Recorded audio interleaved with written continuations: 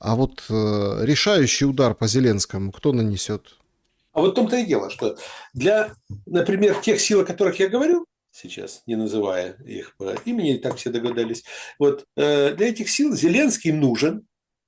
Зеленский нужен как символ, вот, исключительно как символ, связанный по рукам и ногам, который только ездит по миру, там ведет разного рода переговоры, фотографируется с Макроном, Стармером, Мерцем и другими. Пашиняном. Да, с Пашиняном, да, так вот. Вот ездит, вот летает. Вы же видите, что за последние 2 недели Зеленский только 6 дней был в Украине. Ну, я так 3. понимаю, давайте так. Мы сейчас в прямом эфире, друзья, вот я там гляжу в чатик. Поставьте плюс, если думаете, что на 9 мая или там в период 8, 9, 10 Зеленский тоже найдет, куда поехать. Вот мне интересно. Или минус, если думаете, что останется в Украине. Тут тоже очень такой щекотливый момент. У меня даже в клубе зрителей, QR-код вы видите с другой от меня стороны на экране, там даже некоторые говорит, ставлю $20, что куда-то уедет. В любом случае. Ну, то есть там будет обстрел, не будет, но в любом случае лучше от греха. В 9-го, после 9-го лучше как бы смыться. Это прям какой-то, не знаю, какой-то Я злой думаю, что он рок. найдет я думаю, что он обязательно, мы его увидим на открытии конкурса там, Мисс Флорида 2026. Мы его увидим на вручении премии там, какой-нибудь там Каннский золотой лев. Мы его увидим где-нибудь там, я не знаю, там, даже где, вот, на Евровидении в Вене. То есть ему найдут применение, куда его отправить, если ему там, вот, когда должны были приехать к нам Кушнер и Уитков, он специально улетел получать очень престижную премию Нидерланда, которые все только узнали о том, что, оказывается, и такая премия есть.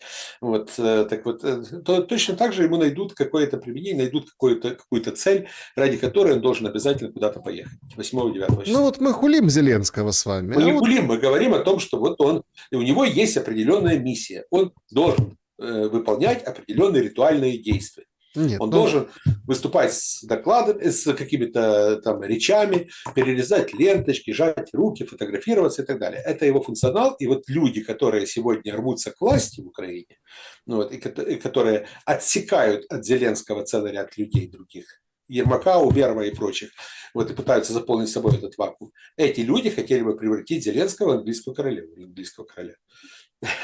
тут вопрос, он сейчас таким не является? Нет, сейчас он как раз является центром принятия решений в своем этом кругу. Его боятся. Его взрывного, импульсивного, абсолютно непрогнозируемого характера боятся в его окружении. Боятся как бы не попасть в немилость к Зеленскому. Вот. Да, потому что Зеленский, извините, пожалуйста, но очевидцы рассказывали, как Зеленский вызывал к себе Ермака и просто-напросто, что называется, вытирал об него ноги. Всесильного Ермака. Сложно представить. Так и было. Представляется другая немножко картина, как они спали вместе, смотрели, играли в пинг-понг, смотрели фильмы. Ну, это утрировано, да. Я понимаю, что Ну, вместе в бункере спали, об голубое этом лобби писали, в да. Украине достаточно сильно развито, но не настолько, чтобы полностью собой все заполнить. Константин Петрович, я хочу вот все-таки понять, да, то есть уедет Зеленский, там не уедет, понятно, это дело такое. Он не знает, потому что вряд ли принимает это решение со стороны там, бить дронами или не бить. Тут тоже такой момент очень щекотливый. Меня интересует другой момент. Вот мы вот хулим его, а у него, смотрите, как все хорошо. В Ереван съездил, Фица уже друг. Даже с Кабахидзе пересеклись, взглядами там поиграли, то есть мило побеседовали, коротко, но мило. Сегодня вообще подгончик от Мадьярчика. Представляете, вернули деньги из золотишка инкассаторское. То есть, смотрите, у него на самом деле, вот давайте так, откровенно, у него, вот он, вот опять-таки, тут же вот эти люди, которым это впаривают, и которые повторяют за всякими придурками, извините, что ругаюсь, вот этими придурками всякие эти нарративы, вот эти, например, Зеленский разрешит или не разрешит парад в Москве, и вот берут это на щит и несут.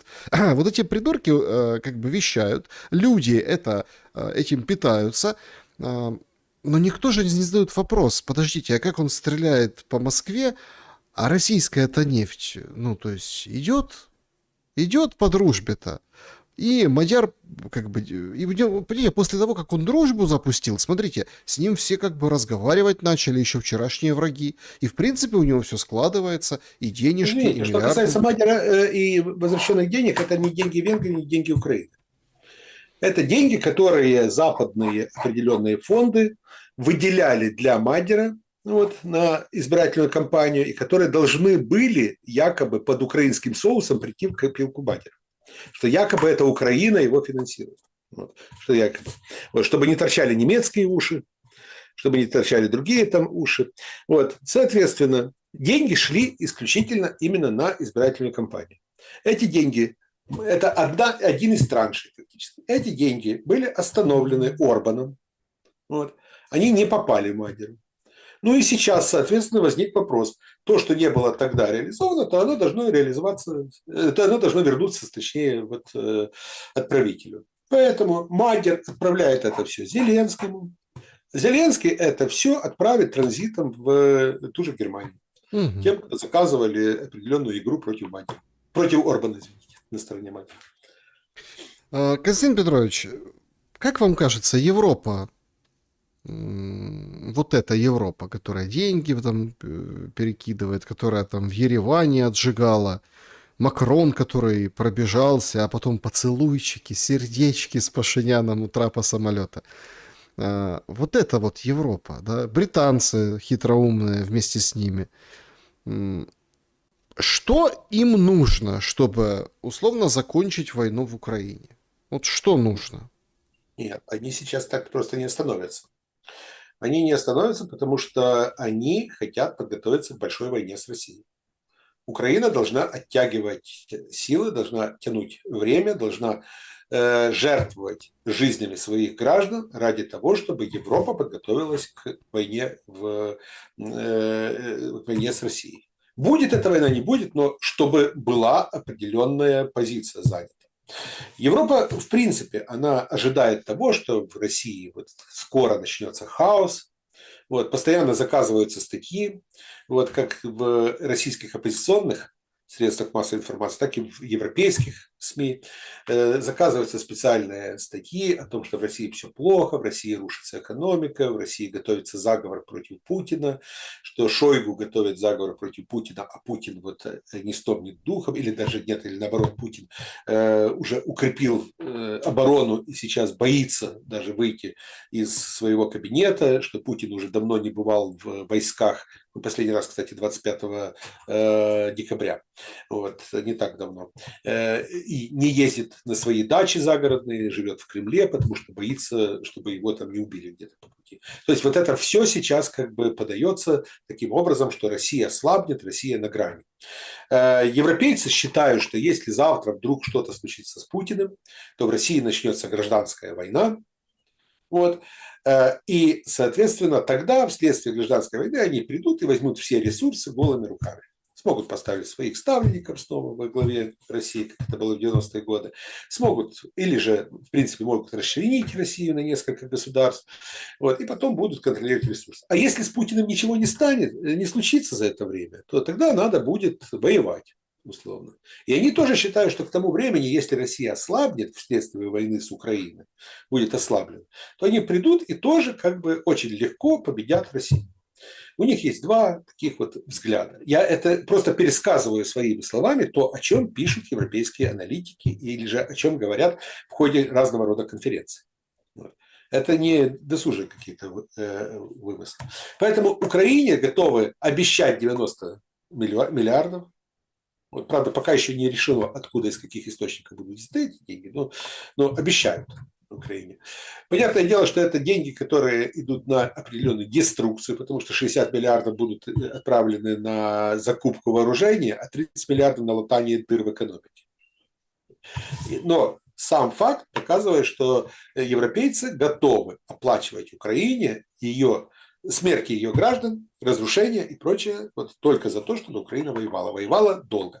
Вы спрашиваете, как долго? по расчетам определенных аналитических центров европейских, вот, которые доступны, в принципе, так что просто можно даже погуглить, рассматривается вариант 28-29 год. Мгм. Я 2 недели назад в Париже общался с одним сенатором французским. Он говорит, я не удивлюсь, если в 27 году будет уже столкновение в Прибалтике, в Балтийском море. Столкновение между Россией и Европейским Союзом. Ну, Игорь Валерьевич Коломойский сказал, что до 30-го года будут воевать. Да? Так что разные оценки. Поэтому... Ну, тут сложно кому-то верить или нет, но Конечно. ну, А давайте... тут никто не знает на самом деле. Да, Это да, игра на нервах, и не всегда подготовка к войне заканчивается войной. у нас же тут тоже очень такой интересную параллель можно провести, да? Штрих-пунктирчиком. Ну, вот смотрите. а, Тут же все в Иране заканчивается. Оно Представляете? не заканчивается. Как не заканчивается? Смотрите, ярость эпическая закончилась. Да. Проект «Свобода», вот этот, который Начался. приостановлен.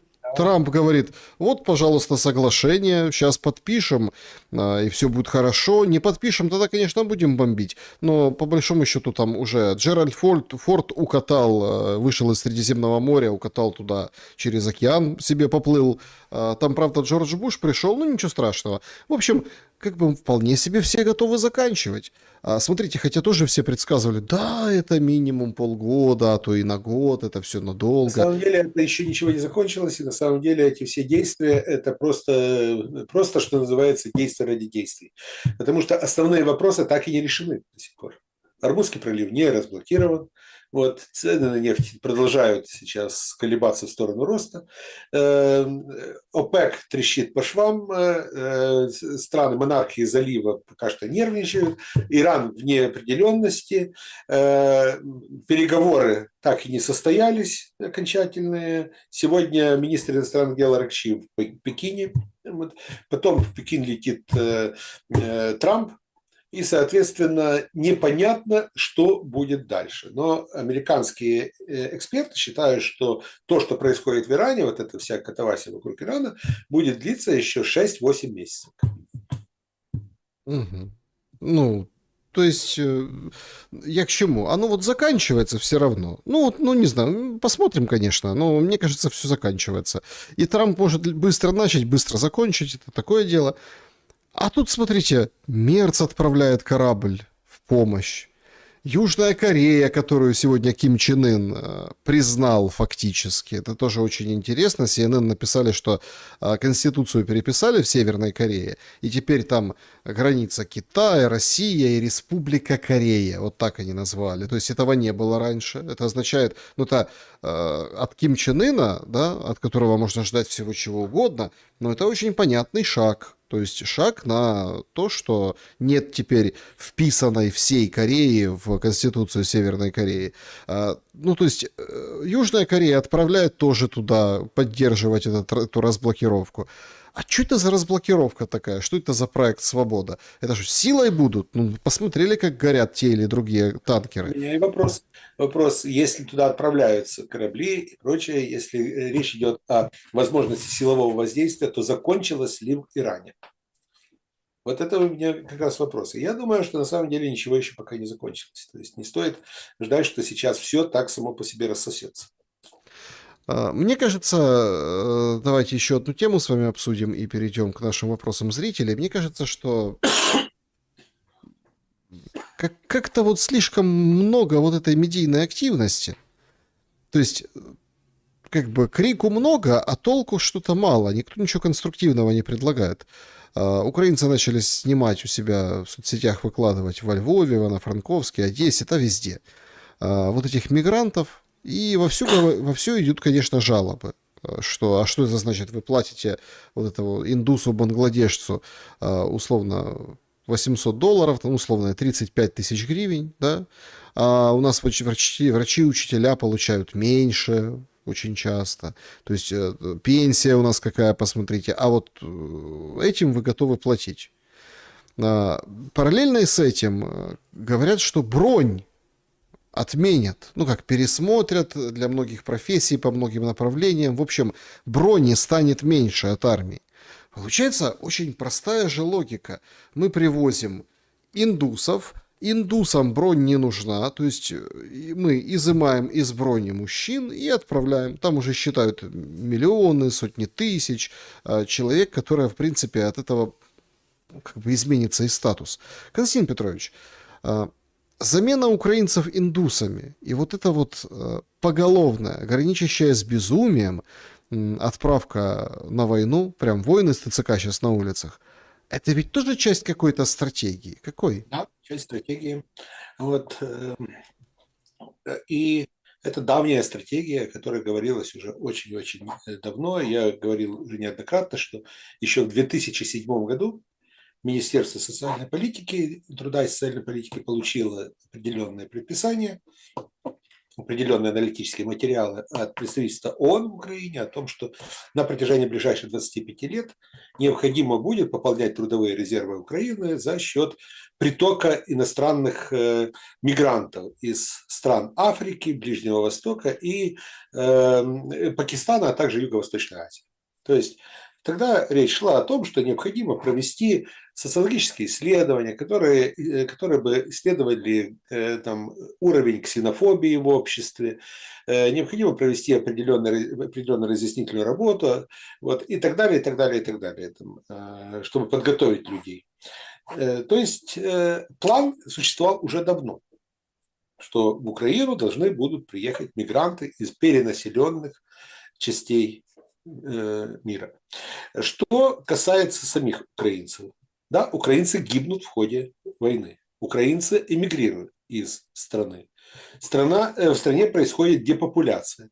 И замещать их будут фактически людьми, которые приедут, людьми других рас, других религий, других культурных ценностей и так далее, которые приедут из других стран. Когда речь идет о том, что гражданин Бангладеша, который приедет в Украину, будет получать 800 евро, он будет трудиться на выработку определенных благ, будет производить определенные блага. Вот. С точки зрения тех, кто его завербовал, рекрутировал на эту работу и так далее. Поэтому ему будут платить деньги. С точки зрения этих же сил, вот, учитель или врач абсолютно бесполезен в Украине, потому что зачем учить украинцев и зачем лечить украинцев, если не стоит задача сохранить генофонд нации. Украинцы своя задача, украинцев уже, значит, вот она им определена. Они должны воевать. Вот, воюйте. Отмена брони для целого ряда украинцев, которые работают сейчас в тех или иных отраслях, снятие брони, вот, там, уменьшение на 50 или на 30% тех, кто забронирован, это удар по украинской экономике в первую очередь. Это удар по людям, потому что необходимо, значит, отправить на фронт специалистов, которые работали. Им говорят, возьмите инвалидов, которые вернулись. Но этого же инвалида не просто, его же надо обучить, это несколько лет надо будет и прочее, для того, чтобы он мог заменить человека, который работал на этом предприятии, который выполнял определенные функции. И это серьезнейший удар по украинскому бизнесу будет. Украинский бизнес будет закрываться, вот, сворачиваться. Свято место пусто не бывает. Оно будет заполняться теми структурами, которые будут приходить с Запада и будут пытаться заместить собой украинского производителя. Понимаете, вот и говорили конспирология. Это вот, не конспирология, нет, это абсолютно экономические процессы. Смотрите, нет, это не только экономические процессы, это более глубокие процессы. Более глубокие. Почему? Потому что сейчас, на самом деле, вот мы посвятили начало нашей программы, и сейчас все это обсуждают, все.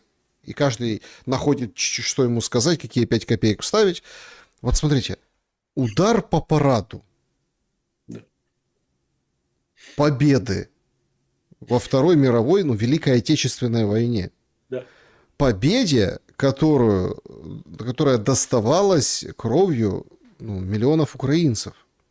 Да. Семьи, память. То есть все же очень просто. Конспирология.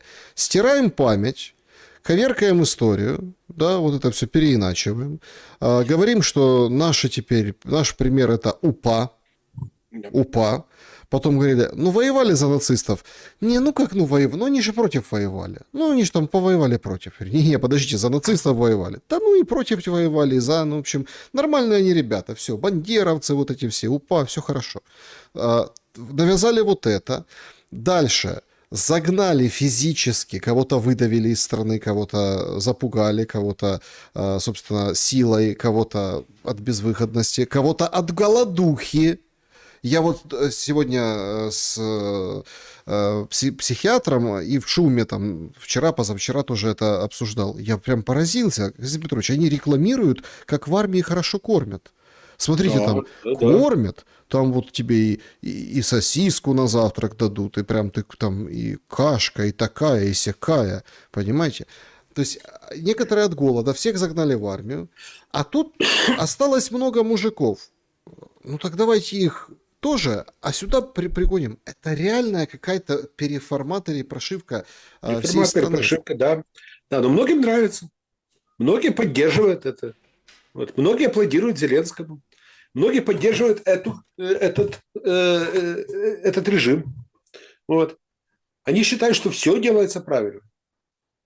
Все делается правильно, считают они. Извините, в ходе не только Великой Отечественной, Второй мировой войны, потому что еще этот дальневосточный С японцами, да. тоже необходимо принимать во внимание, погибло вот от 6,5 до 7 миллионов украинцев. Только на фронтах, скажем так. Вот, ну, в принципе, погибло 6,5-7 миллионов украинцев в ходе этой войны погибло. Вот, извините, пожалуйста, это совместно с гражданским населением, это я немножко ошибся. Да, так вот, что касается деятельности украинской повстанческой армии, вся украинская повстанческая армия за все время деятельности через нее прошло около 100 тысяч человек.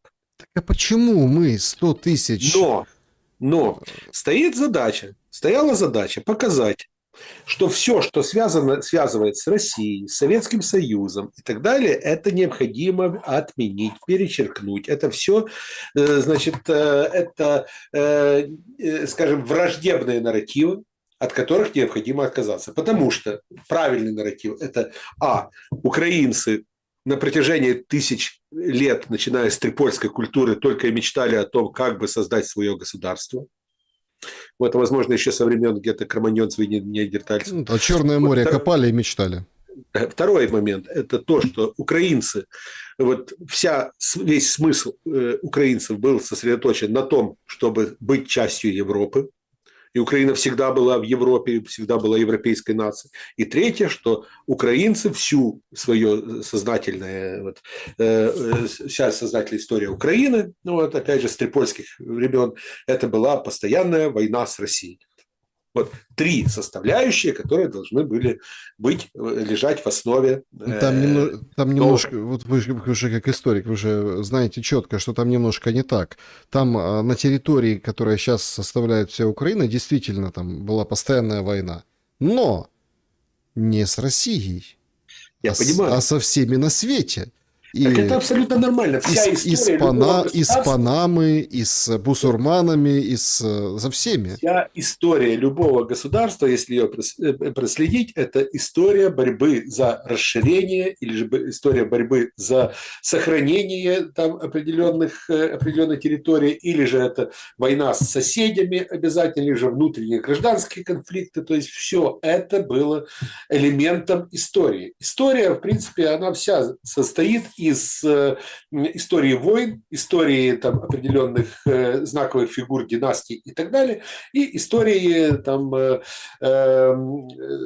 скажем, там, дипломатической истории. То есть, вот все это в совокупности составляет любой курс истории. Так Украина в этом отношении не является... Так извините, что... Может, все-таки это же и у нас династия, слушайте, Зеленская. Зеленая династия. Я когда-то говорил о том, что в принципе, это же надо было еще в 2019-2020 годах создать предпосылки для создания этого династических браков. У Зеленского есть дочь Александра. У Лукашенко есть сын Николай, они ровесники. Вот, поженить их. Вот, договориться об объединении там, наших двух монархий в единую империю. Вот, создать герб даже, там, это такой кривой рог изобилия, из которого сыпется картошка. И, соответственно, был бы идеальный такой монархический союз. Но нет же, не послушали. Не послушали вас. Слушайте, это такие... Вот все говорят, абсурд, абсурд. Это был бы дельный совет, между прочим. Так вот, если так разобраться. Да, друзья, подведем итоги нашего вопроса и к вашим вопросам. Их очень много. Спасибо большое, что ждете. Там, несмотря на то, что немножко по-другому, чуть пораньше мы с Константином Петровичем беседуем, все равно вы смотрите, ставьте лайки обязательно, это очень важно. И, конечно, подписывайтесь на Костя Бондаренко. У него тоже есть формат ответов на вопросы, поэтому не забудьте подписаться, если вдруг ваш вопрос не попадет, не успеет, я пропущу или что-то еще случится. Итоги опроса. Будут ли обстрелы 9 мая? 14%. Да, Зеленский ударит по параду. 18%. Ничего не будет. Никаких обстрелов, это все просто нагнетают. На самом деле все будет нормально. 25%. Все равно, какая разница, будут обстрелы, не будут. Всех загнали, запутали, засунули в это болото, в эту трясину. А по сути-то, в этой трясине, да, то есть война-то не останавливается. Я даже неоднократно в эфирах там говорил, там раньше, вот сейчас, да, когда эта тема всплыла, говорю, подождите, давайте представьте себе 10 мая, 10-го. Какое значение вообще 10 мая будет вот это все, о чем мы с вами сейчас судачим, переживаем? Никакого. Война как шла, так и идет. И, в общем, побеждает вариант 43%. Это да, удары будут, но не по параду. То есть нечто среднее. То есть будут бить, но не по параду. И Киев вроде не разбомбят, не будет повода. Да, и перемирие не будет соблюдаться. Но парад нормально пройдет, и война дальше пойдет. И это, в принципе, всех устраивает. Многие аналитики говорят, что устраивает не только Зеленского, а и Путина, потому что этот длинный формат войны на истощение, он подразумевает, что когда-нибудь раз, брык, и упал противник напротив тебя, и ты победил техническим нокаутом. Что думаете? На самом деле, да, действительно имеет место такое предположение, что будут удары, но не будут ни по Москве, ни по Киеву. Хотя, опять же, Путин, когда предлагал перемирие, он же не говорил о том, что это перемирие должно заключаться исключительно в том, чтобы не стрелять по Москве. Вот. Речь шла о том, что в эти дни, 8-9 числа, чтобы не звучали выстрелы, удары ракет и дронов по территории Украины и России. 2 дня передышки. То, что это не будет соблюдаться, я в этом почему-то уверен. На Пасху тоже было объявлено перемирие, но оно нарушалось с обеих сторон. Так, друзья, переходим к вашим вопросам. Всем большое спасибо за то, что общаетесь, то, что их оставляете. Клуб зрителей Шелеста. По QR-коду можно перейти. Там в Телеграм-канале закрытое сообщество. И канал можно поддержать. И, в принципе, камерную атмосферу там создали участники. Спасибо большое им. Анна задает вопрос. Должны же быть какие-то благородные черты у Зеленского. Кроме актерского мастерства, если у него нет, то у других представителей украинской элиты. Например, украинская оппозиция выглядит на удивление очень прилично и реально думает о своей стране, в отличие от чокнутых, уехавших хороших русских.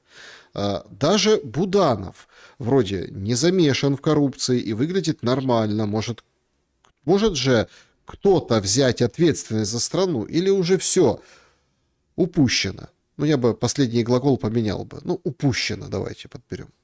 Да, вы знаете, первый, я бы с удовольствием назвал бы положительные черты характера Зеленского. Но пока что я не могу придумать. Может, я что-то всплывет, но вот так вот я сходу не могу. В 2019 году я бы, может быть, сказал бы о каких-то положительных чертах. Но все то, что произошло в последующие годы, Зеленский попросту перечеркнул сам себя практически. Это первое. Второй момент – это то, что, извините, пожалуйста, в Украине есть оппозиция? Я не знаю. Нет, имеется в виду, смотрите, из России уехавшие, там правда чокнутые, вы же следите, тоже смотрите за ними, за некоторыми яркими представителями. Смотрите, Константин Петрович, я был поражен, когда они говорят, давай там бомби, лупи, вот это вот все. Ну, там я, беседующий с разными оппозиционерами Зеленскому и нынешней украинской власти, которые уехали за рубеж, ну, язык же не повернется кого-то кричать: бомби Украину, там давай вот это на Харьков, давай вот это мосты через Днепр. Никто точно не скажет А в такого. России есть, они вот такие, понимаете? Но видите, вот беда Украины, я просто единственное скажу, в Украине есть большое количество оппонентов Зеленского, но нет оппозиции. Это большая проблема. Да, значит, поехали, сообщество YouTube, очень много вопросов, будем стараться всех уважить, спасибо большое. Константин Петрович, вы очень часто говорите, что сегодня западным миром правят транснациональные компании. Вопрос: если, как принято считать, деньги любят тишину, то почему ставленники транснационалов в Европе так активно топят за войну? А в данной ситуации в интересах как раз тех же транснациональных корпораций взять под контроль не столько Россию, сколько ее именно природные ресурсы. Вот борьба за ресурсы будет именно одной из отличительных черт 21 века. Вот об этом, это не мое мнение, об этом говорят очень и очень многие мировые интеллектуалы. Вот поэтому я в данной ситуации вижу, что не транснациональные корпорации, не сами там Ротшильды, BlackRock или же там какие-нибудь там Билл Гейтсы и прочие там выступают и начинают говорить о необходимости войны и кричать, призывать к войне, а их ставленники на президентских, премьерских постах. Мгм. Александр, Константин, здравствуйте. Александр пишет: Если взять любого исторического персонажа с прозвищем Великий, то увидим либо массового убийцу, либо деспота, либо психопата. Почему история помнит и нарекает великими этих персонажей, но мало кто помнит такие имена, как Януш Корчак, Соуза Мендеш, Клэр Паттерсон, которые действительно совершали деяния, достойные памяти и уважения? Прозвища давались большинству из тех, кто вошли в историю как великий, мудрый и так далее, давались через лет 600-700 после их смерти, то и 800. Ярослава Мудрого современники знали как Ярислава Скупого, и только в 18 веке его начали называть Ярославом Мудрым. Вот. Владимир Святославович умер, так и не зная о том, что он великий. Вот, в 2015 году. Великим его начали вообще в 19 где-то веке. Ну да, были там панигирики, которые писались Владимиру в 12-13 веках, но великим его начали называть уже историки значительно позже. Вот, потому что создается исторический миф, а для исторического мифа необходима определенная, скажем так, экзальтация историка и необходимы определенные синонимы, которые бы цеплялись, которые бы выделяли того или иного деятеля. Точно так же, кстати, Карла Великого Карлом никто не называл, великим никто не называл, называли его Карлом. Вот, просто великим он стал значительно позже в подаче историков. Мгм. Так, доброго дня. Андрей из Киева. Украина так легко отказалась от победы во Второй мировой Отечественной войны, как будто у нас их полная лукошка с горкой. А были еще в истории страны настоящие победы, которыми можно гордиться, и прочитать о них, например, в какой-нибудь учебнике по всемирной истории за рубежом. А то как-то неизвестно кому или вообще красиво привранные победы не красят такое потужное государство. В свое время в рамках, кстати, Советского Союза Белорусская ССР отдала практически яркую историю Великого княжества Литовского, Литовской ССР, которая к истории Великого княжества Литовского имела, скажем так, достаточно опосредованное отношение. Это сейчас белорусы возвращают себе эту историю, пытаются бороться с литовцами за то, чья это была история. Были случаи, когда там те или иные народы попросту забывали об истории. Когда в XIX веке этнографы и историки начали общаться с монголами и говорить им что-то о Чингисхане, те разводили руками, делали большие глаза и говорили, что у нас был некий Чингисхан. Вот, монголы. Так что некоторые народы действительно отказываются от своего прошлого. Очень, очень просто забывают, передают его другим. Александра, хотелось бы услышать отзыв Константина Петровича на книгу Джона Пола «Химки.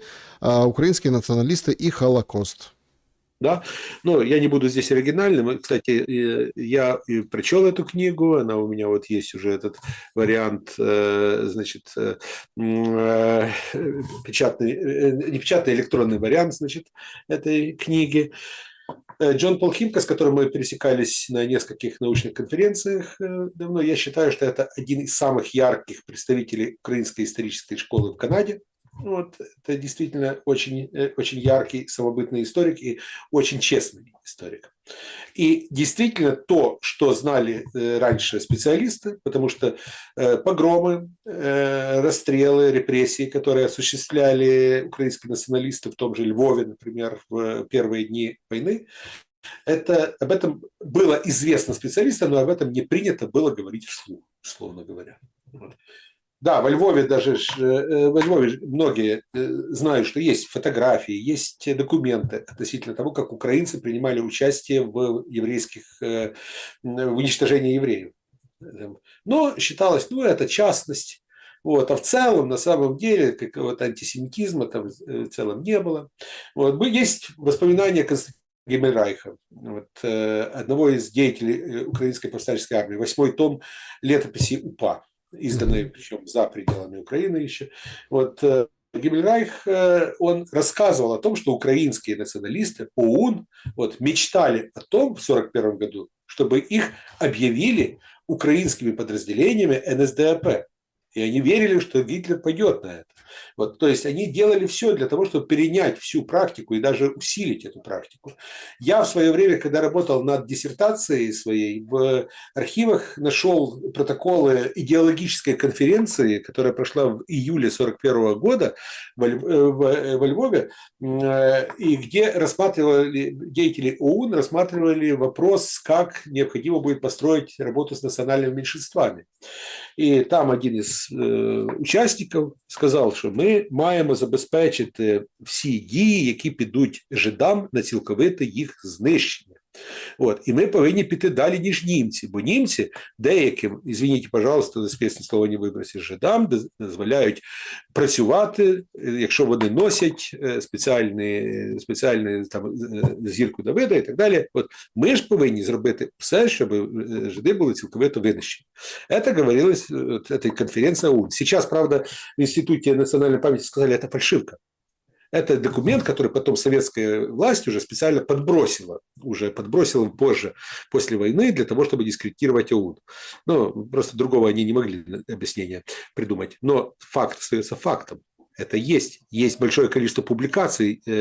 Так вот, Джон Пол Химка, возвращаясь к вопросу, он нашел в себе смелость сегодня, этот сложный момент, написать правду о том, что происходило в те годы, и показать, что да, для ОУН, для украинского национализма не были чужды антисемитские нотки. Угу. Сергей, Константин Петрович, если бы Майдан дал Януковичу проиграть на выборах, все равно бы история развивалась по похожему сценарию, что мы наблюдаем сейчас. То есть война неизбежна, и Крым был бы ареной боев, как Донбасс? Спасибо. Да.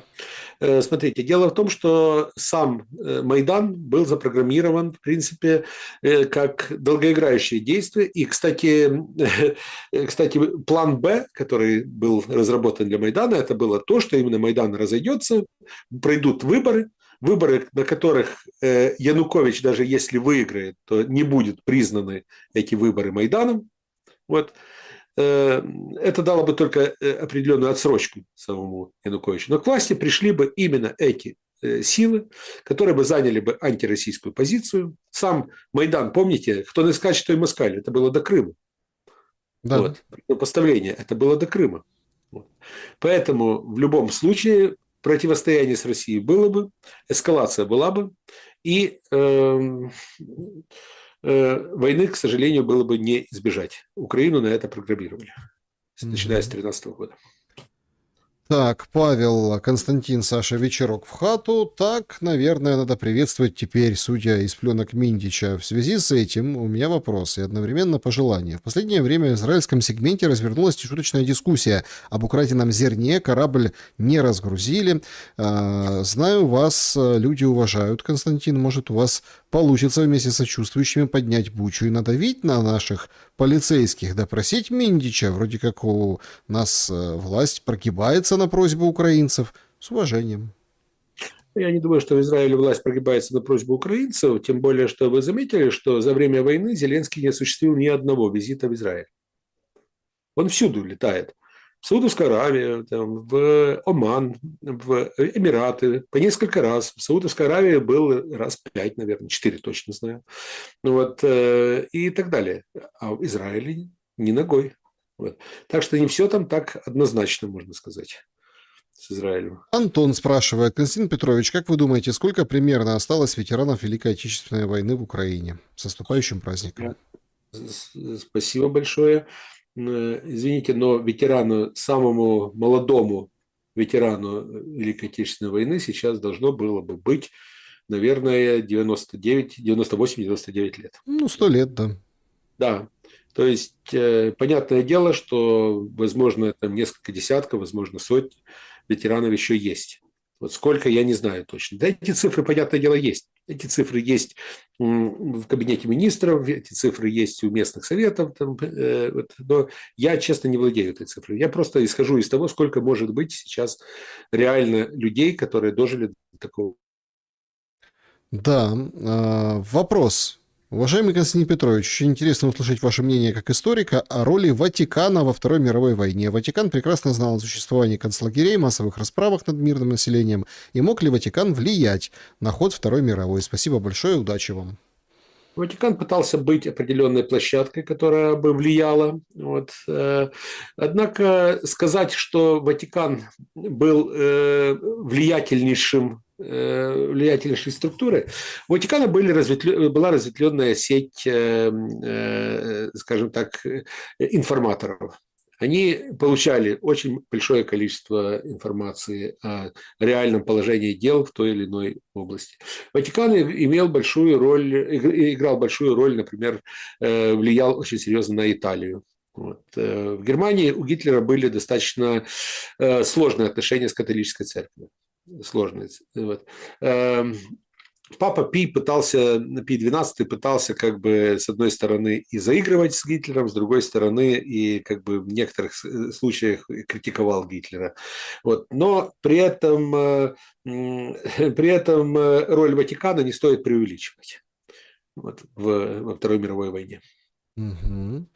Вот такой еще вопрос. Тоже очень интересный. Скажите, Алексей спрашивает, остановка по линии боевого соприкосновения, но признание российскими уже занятых территорий, включая Крым, на это Зеленский тоже не согласится? Нет, Зеленский соглашается именно на линию боестолкновения. Вот именно его же предложения были так, что мы останавливаемся на линии боестолкновения, подписываем какой-то документ, в котором мы не признаем территориальные потери, но при этом мы заявляем, что мы будем дипломатическим путем пытаться вернуть эти территории. Вот, это была его формула. Россия же настаивала на том, чтобы Украина ушла полностью из Луганской и Донецкой областей. Сейчас уже Луганская не актуальна, потому что Луганская полностью занята. Вот теперь из оставшихся там 15 или сколько там процентов в Донецкой области вот настаивают. Зеленский не соглашается на вывод войск из Донецкой области. Угу. Вопрос со Жмеринки. Сколько лет понадобится мигрантам для внесения демографического вклада в Украину, вклада в кавычках, чтобы граждане вплотную заметили дело труба? По официальным сообщениям, на территории 28-30 миллионов человек, а по ощущениям 23-25. Тут думаю, что через 10 лет таких на детских площадках будет примерно 30% детей-мигрантов. Индия, Пакистан, Сирия, а дальше хуже. Да, это так и будет на самом деле. Я думаю, что это будет достаточно сложный процесс, вот, особенно в рамках украинского села, особенно после того, как вернутся ветераны с войны. Вот. Поэтому безболезненно процессы миграции точно не пройдут. Безболезненно. Будут очень серьезные столкновения интересов. Мгм. Как повлиять на войну в Украине местные выборы в Британии и персидская война? Анатолий задает такой вопрос. Местные выборы вряд ли. По результатам местных выборов вполне возможно могут состояться определенные пертурбации в правительстве Великобритании, но вряд ли замена там, Стармера на другого представителя лейбористской партии вряд ли каким-то образом сменит общую политику Великобритании. Да. А второе, это, там, извините, иранские. Да. А Иран вот в данной ситуации для Украины очень важно то, что смещается акцент внимания с Украины именно на Ближний Восток и на Иран. И второе – это цены на нефть все-таки. Они очень важны для Украины, поскольку Украина энергозависимое государство. Руслан задает вопрос, Константин Петрович, Александр, у нас у всех были определенные понятия о цивилизованности. Но что мы видим? Аль-Каида убивает 3000 американцев, в ответ США более миллиона мусульман, Хамас убивает 1000 евреев, в ответ 100 тысяч палестинцев. Западные израильские лидеры называют иранцев варварами, дикарями, фанатиками. При этом жена министра Израиля дарит мужу торт с виселицей для палестинцев. И президент США капслоком называет иранцев ублюдками. На этом фоне нецивилизованные иранцы ведут себя достойно, никогда не опускаясь до оскорблений народов и не переходя на личности. Так что же такое сейчас означает эта самая цивилизованность?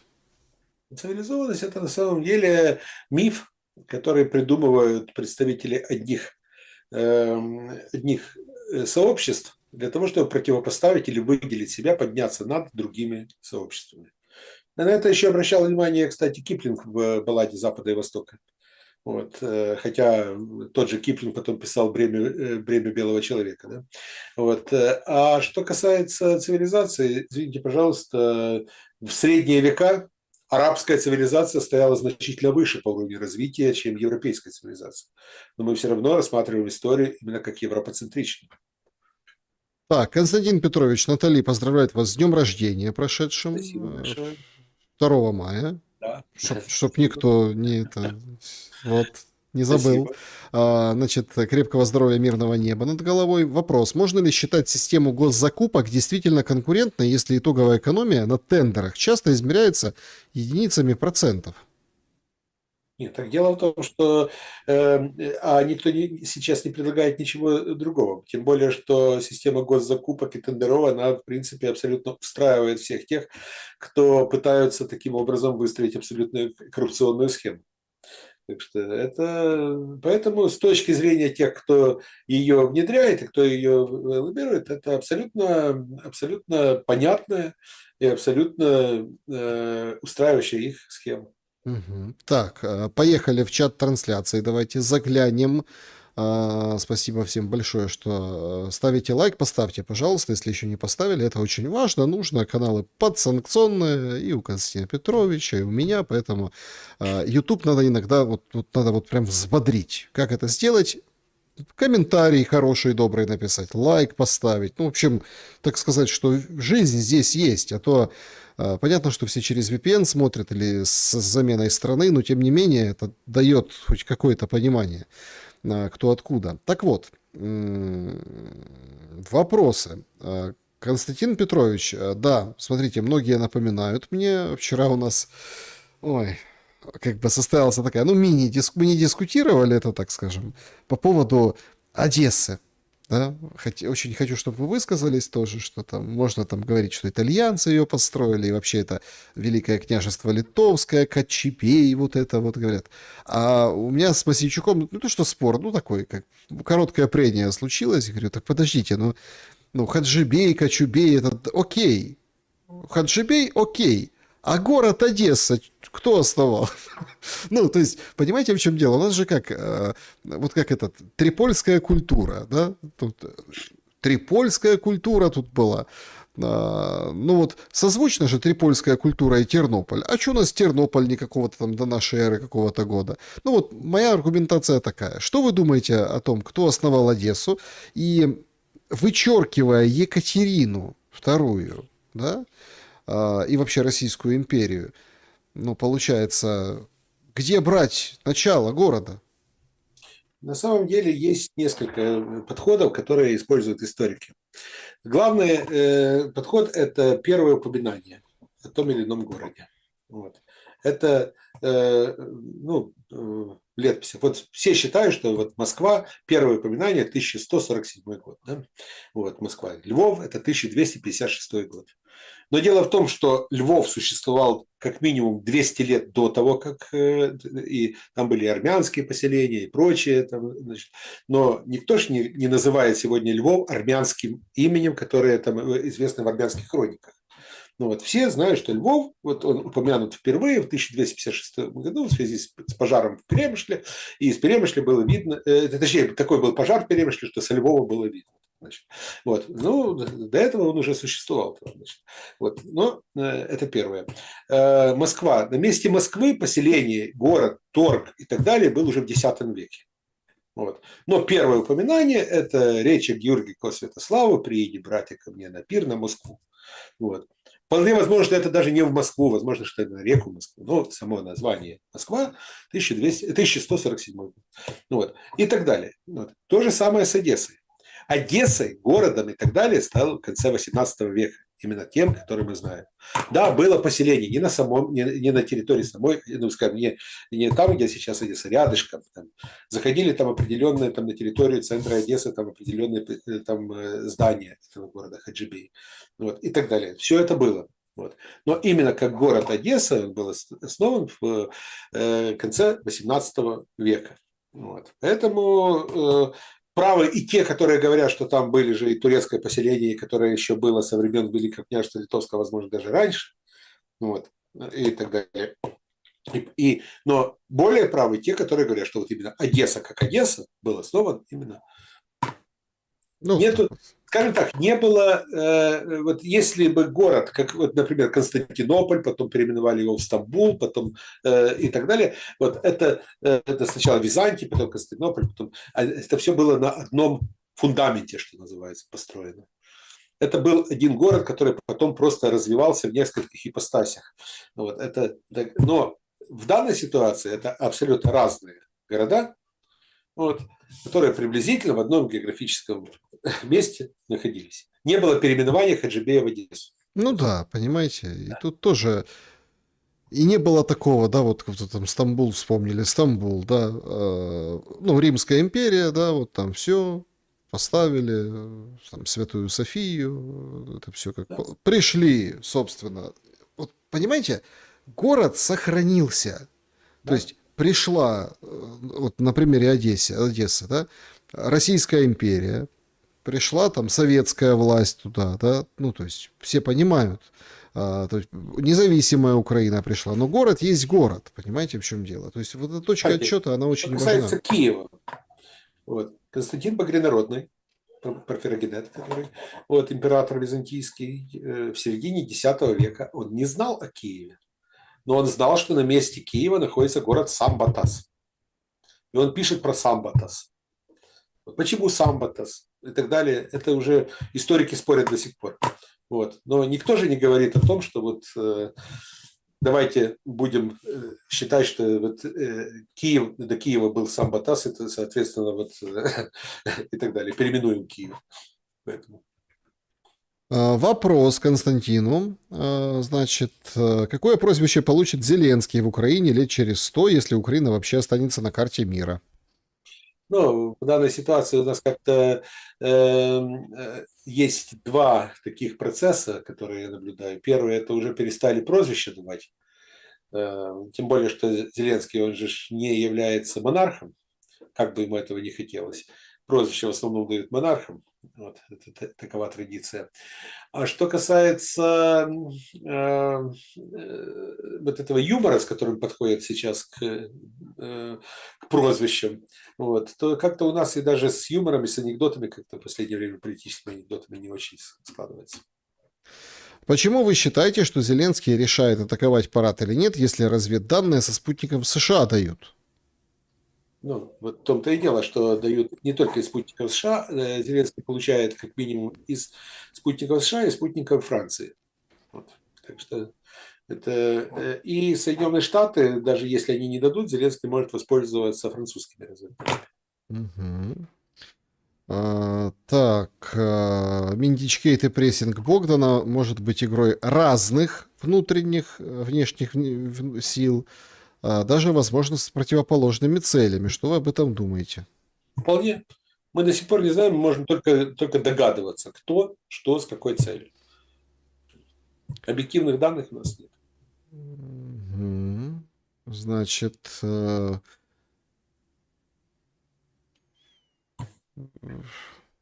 так, Владимир Потужный, да, тут уже смеются люди. Если появятся тенденции к братанию солдат на фронте из-за политики мигрантов, вот уже войну же резко захотят остановить глобалисты. Вот такой вопрос. Понимаете, я думаю, что глобалисты будут применять другие средства, в том числе и разного рода карательные отряды и так далее. Да, друзья, всем большое спасибо за то, что сегодня побывали на нашем прямом эфире. Так, немножко пораньше будем встречаться, поэтому, как говорится, следите за каналом Александра Шелеста. Чтобы легче было следить, поставьте лайк, подпишитесь и колокольчик уведомления включите. Кость Бондаренко был моим собеседником сегодня. Константин Петрович, в завершении пару слов о победе, потому что мы уже-то после Дня Великой Победы, 81-й годовщины, с вами увидимся. И вы понимаете, какая вот такая дурная мысль-то закралась? И хорошо, что мы увидимся после Дня Победы. Ну вот и хорошо. Потому что, ну, какой-то столько вот этого всего льется сейчас из ртов, а никто просто деда-прадеда не хочет помянуть. Поэтому с наступающим праздником и несколько слов об этой дате. Спасибо большое. Я тоже поздравляю с праздником. Для меня это действительно праздник, День Победы. Это не день там, скорби и так далее. Оба моих деда воевали. Мой дед по отцу погиб в 1943 году. Мой дед по маме вернулся с тяжелым ранением. Вот, и всю свою жизнь прожил с большим количеством орденов и с практически неработающей левой рукой. Вот, и, соответственно, я воспитан был именно на уважении. И я действительно несу всю жизнь вот это дань уважения тем людям, которые отдали свои жизни, которые отстояли для нас вот этот мир. Потому что я понимаю, что нас могло бы ждать в случае победы нацистов. В принципе, это же не является таким большим трудом погуглить, достать из Гугла, из интернета план ОСТ, прочитать, что планировалось согласно плану ОСТ, какие преобразования и так далее. Знаете, я точно никогда не буду подыгрывать тем, которые сегодня там кричат о том, что надо Великую Отечественную войну забыть как таковую, надо признать, что один тоталитарный режим сменил другой тоталитарный режим, надо признать, что Вторая мировая война была начата двумя диктаторами, что Советский Союз несет точно такую же ответственность за Вторую мировую войну, как и Германия, что их надо признать соучастниками. Я против ревизии. Я за то, чтобы докопаться до истины во многих вопросах, но я против ревизии, полной ревизии того, что связано со Второй мировой войной. Я против реабилитации нацистских преступников, против реабилитации нацизма и фашизма. И я искренне поздравляю всех тех, кто является моим единомышленником. Я знаю, что нас очень много. Я знаю, что нас очень много. И пока мы являемся единомышленниками, пока мы чтим память о наших дедах и прадедах, пока мы не гонимся за конъюнктурой и за модными определенными течениями, я верю, что у нас, у всех, у нашей страны, у нашего общества есть будущее. Да, друзья, всем большое спасибо за то, что побывали на нашем прямом эфире. Увидимся еще сегодня, пошумим немного. И всем добра и света, несмотря ни на что. Присоединяюсь к словам Константина Петровича. До скорого.